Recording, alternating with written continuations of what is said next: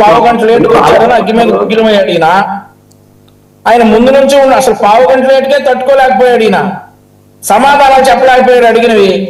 ఇక కాపు అనేటటువంటిది ప్రతి వైఎస్ఆర్ కాంగ్రెస్ పార్టీ నాయకుడు వాళ్ళ సోషల్ మీడియా అకౌంట్ లో కావచ్చు, వాళ్ళు మాట్లాడినటువంటి ప్రెస్ మీట్ లో కావచ్చు, కాపు యువకుడు సాయి కృష్ణ అని మాట్లాడినప్పుడు ఏమైపోయాడు సార్ చిన్నపరెడ్డి అమ్మాయి? ఈ రోజు సాక్షి పేపర్ కాపు యువకుడికి లాకప్ డెత్తేనా? ఇదే పేపర్ కట్ చేసి YSR Congress party official Twitter handle లో పెడతారు. ఫేస్బుక్ ఎటు ఎగిరిపోయింది కాబట్టి ట్విట్టర్ లో పెడతారు. ఈయన వచ్చి నీతులు చెప్తాడు. అసలు కాపు యువకుడు మేము అనలేదు, తెలుగుదేశం వాళ్ళు అంటా ఉన్నారు అనేసి. ఎవరన్నారో తెలుసు, ఏ విషయాలు ఎవరు మాట్లాడారో తెలుసు.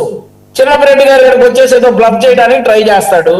సో ఇవన్నీ కాదు, జగన్మోహన్ రెడ్డి గారి హయాంలో 693 మంది ఈ సెకండ్ ఇన్స్టాల్మెంట్ కట్టించుకోలేక శిథిలం అయిపోయారు, చితికిపోయారు కాపు యువకులు.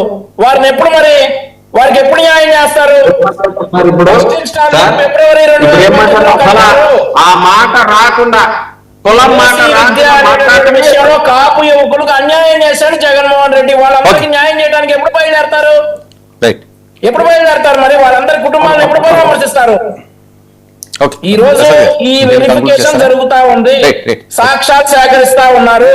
ఈ విషయంలో అంబటి రాంబాబు తప్పు చెప్పినా, జగన్మోహన్ రెడ్డి గారు ఎవరు తప్పు చెప్పినా గానీ ఎంక్వైరీకి వస్తారు డెఫినెట్ గా. ఇక్కడ నేను రాజకీయ పార్టీలో అందరికీ 2 చేతులు దండం పెట్టేది ఒకటే, దయించి కుల ప్రస్తావనలు తేకండి. ఎవరో అతిథులు కాదు. అమ్మ కీర్తనమ్మ, నువ్వు ఫాలో అయితే తెలుస్తుంది. చింతమనేని గారు గతంలో విడుదల రజనీ గురించి కూడా ఇట్లాగే మాడారు. ఇవాళ గుడివార అమర్నాథ్ గారు మాడిన తీరులోనే ఆయన కూడా మాడారు. అంచేత ఎవరు అతిథులు లేరు ఇక్కడ చూసి మనం ఎవరి గురించి మాడాలన్న దగ్గర ఎవరికి కితాబులు ఇవ్వాలని దౌర్భాగ్య స్థితిలో ఉన్నాం. చెప్పండి, మీరు గుడివాడ అమర్నాథ్ గారు మాట్లాడింది, చింతమనేని గారు మాట్లాడింది పక్కన ప్లే చేయండి. వర్మ గారు ఒకసారి పక్కన ప్లే చేయండి. విడుదల రజనీ గారు మేకప్ విషయంలో ఇలాగే మాడారు. ఆయన మీరు దబాయిస్తే నేనేం చేయలేను వంశీ గారు. మీరు ఒకటే మాట చెప్తున్నారు. చంద్రరెడ్డి, నువ్వు టైం ఇచ్చినప్పుడు మాట్లాడవు మధ్య వీరితో ఉండొక నిమిషం. పవన్ కళ్యాణ్ గారు ఒక సందర్భంలో మాడారు, అది అయిపోయింది. అది ఎలక్షన్స్ హీట్ లో. ఇప్పుడైతే ఆయన మాట్లాడలేదు. నేను అది కూడా చెప్తున్నాను. ఇది కూడా లాస్ట్ ఎలక్షన్స్ అప్పుడు మాడింది చంద్రబాబు గారు.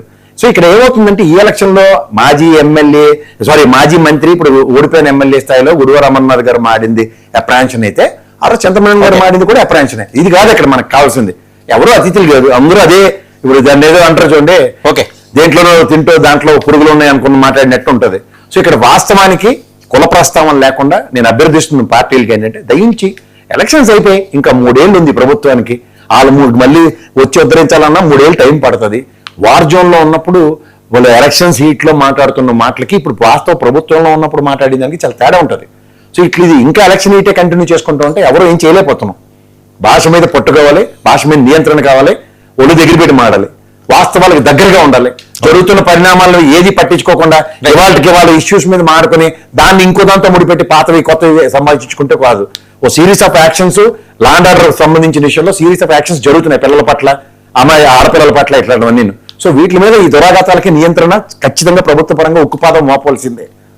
అయితే పునరావృతం అవుతూనే ఉంటున్నాయి. ఇది ఏంటన్నా తేల్చాలి, మరి ఎప్పుడు తేల్చదో సిట్ వచ్చింది కాబట్టి అది కూడా స్పీడ్ గా మూవ్ అవుతున్నది కాబట్టి